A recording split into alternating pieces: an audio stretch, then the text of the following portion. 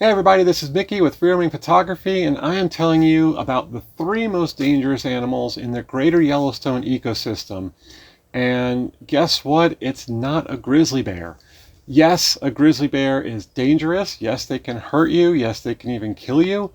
But the odds of them attacking you and doing something to you, even just having an encounter with a grizzly bear, is so rare that the odds are kind of pale in comparison to these three other animals.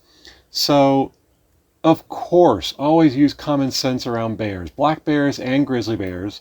Do not harass them, do not get close to them, and treat them with the respect they deserve. And you really shouldn't have a problem with them if you do that. Now, that being said, of course, you hear about people being attacked by grizzly bears.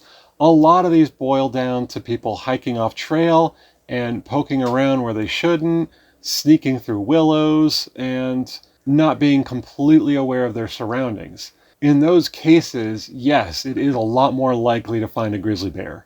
But if you're being just the average tourist in Yellowstone National Park or Grand Teton National Park, your odds of coming across a grizzly bear in a dangerous situation are very slim. You may even have a higher chance of getting struck by lightning. I have not looked that up. I have not verified it, so take it with a grain of salt. But at the same time, it's very rare. Most people, when they do see a grizzly bear, it's from the safety of the roadside, where there is already a crowd, there's likely a ranger, and the situation is pretty much under control, and the rangers monitor the situation to make sure nobody's doing anything they're not supposed to do.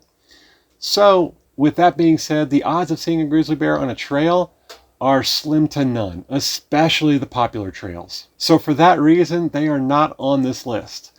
Black bears are not on the list either, but at the same time, they are a little bit more dangerous. You are a little bit more likely to get attacked by them, and that is because they are actually not as shy as grizzly bears. If a grizzly bear knows somebody is on the trail coming, they're going to run away. They're going to just go hide for a little bit until you're gone. Whereas black bears, they're going to hang out in the neighborhood. They're going to kind of have the attitude, you don't bother me and I won't bother you.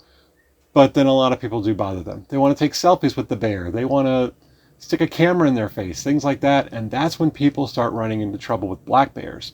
So whatever the wildlife, whether it's bears, the animals on this list, or anything else, keep a respectful distance and you will never have a problem with wildlife here. That is the rule of thumb that all the locals live by and everyone knows.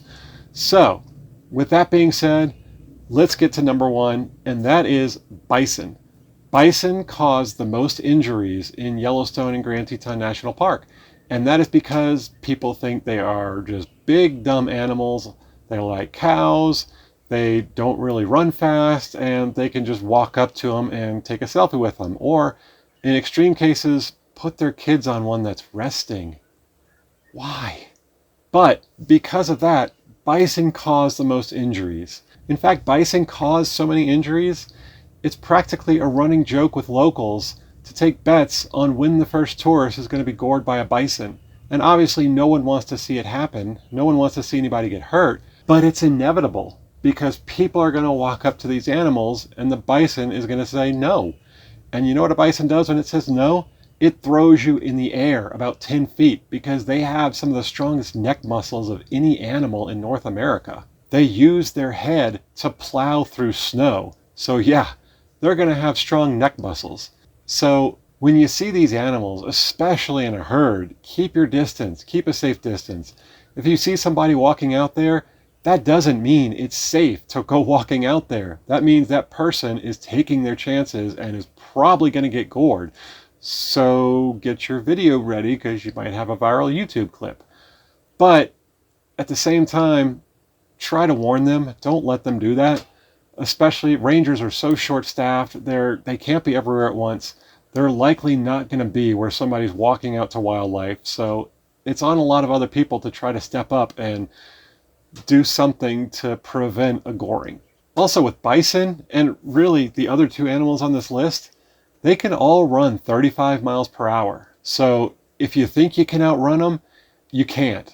Even if you're on a bike, you're not going to outrun them. If they want to catch you, they're going to catch you. And of course, there's the old joke, just don't be the slowest one. Yeah, it doesn't matter. 35 miles per hour is 35 miles per hour, and if they want to catch you, they're going to catch you. So don't expect bison to go easy on you because they're not going to, especially if you're disturbing one while it's trying to nap. No one likes being woken up by a nap, and especially wildlife. So give them their space, be respectful around them, and do not mess with them. Number 2 on this list, and this is definitely the meanest animal that you'll probably encounter, is a moose. And yes, that includes bears. Moose are meaner than bears. Moose do not see well, so when they see something approaching them, they're going to assume it's a predator, especially if it's a cow with a calf. They're going to be extra protective, and within the national parks, moose don't cause as many injuries, but that doesn't mean they're not capable of causing a lot of damage. People have been treed a lot by moose. People have been trampled to death by moose. It happens, and they are definitely something to be concerned about. So moose especially, give them their space. They are not afraid to use their antlers if they're a bull. They are not afraid to defend their calf if it's a female with one. So be very cautious around them because people will start crowding around a moose, especially in Grand Teton. I see it happen a lot. And what happens is that crowd, especially if a ranger's not around, is going to start to circle around the moose. And that is a very predatory behavior. Even if people are not acting predatory, they're going to assume it is predators and they're going to react accordingly. So be very cautious around moose because they can be very deadly. And as mentioned, they can also run 35 miles per hour. So if you're upsetting them, they're going to let you know, and it's not going to end well. Moose especially will cause a lot more damage than bison. Bison will throw you up in the air and you're going to land with some broken bones. Moose are going to make sure you're not moving anymore when they're done stomping on you. So keep that in mind. Do not mess with moose. They are incredibly dangerous, and you are much more likely to encounter a moose than a grizzly bear. And then third on the list is elk.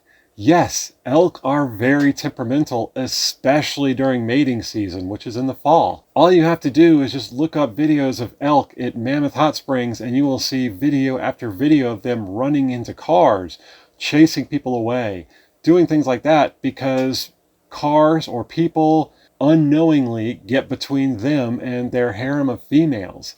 And they take that as a threat. They take that as a challenge, and they will attack. Similarly, it's just disrespectful, even if it's not mating season, to approach elk and start harassing them with cameras and things like that. Again, stay a safe distance away. Get a telephoto lens if you want to photograph these animals safely. But elk especially will hurt you very badly. Those antlers they have, they are incredibly sharp and they are very deadly. On top of that, if you're getting behind them for whatever reason, they know how to kick. One kick from an elk can kill a wolf. So imagine what that's going to do to you. So it really goes without saying for all the animals here, just give them a respectful distance because they will hurt you and it's not going to end well for you. You are not going to win the fight between a 2,000-pound bison or a 1,500-pound moose or a 1,200-pound elk, or even a 200-pound black bear. It's not going to end well. But elk especially during mating season, they need their space. And it's not just the space around them, it's the space around them and the females they're after. Because they will defend that space very territorially. So keep that in mind. Use a lot of common sense. And I really hope you found this helpful, especially if you plan on visiting this area or any other area that has similar wildlife. Give it space. Give it the respect it deserves. If you need to rent a lens to photograph these animals because you don't have one, rent one. Go to lensrentals.com or something and rent a lens so you're better prepared so you can keep a safe distance. And really with any wildlife you encounter, I'm just going to preach it over and over again. Just give them the respect they deserve and you'll never have a problem. Always be aware of your surroundings. Always be aware of their surroundings as well to know if you're getting in between something they want or not. So just good habits to keep in mind. It's something locals learn within months of living here and something a lot of locals wish visitors knew more of. But anyway, if you found that helpful, please like and subscribe. It does wonders for me. If you want to support me, I have my Patreon channel and my YouTube membership. Among other things, you can always buy prints. That's always a big help as well. If you like any prints on my website that you like at freeroamingphotography.com. And if you have any other questions or comments, please leave them down below. I always try to respond. I'm always appreciative of any comments that are made. And until next time, thank you for watching.